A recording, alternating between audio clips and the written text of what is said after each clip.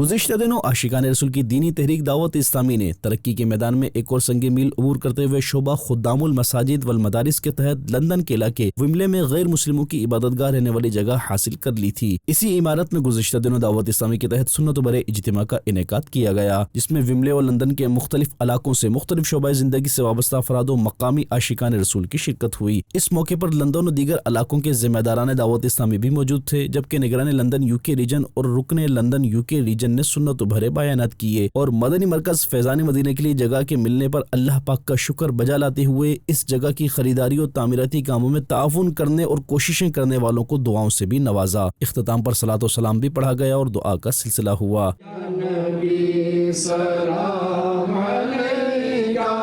یا رسول سلام علیکہ، یا حبیب سلام علیکہ، صلوات اللہ علیکہ۔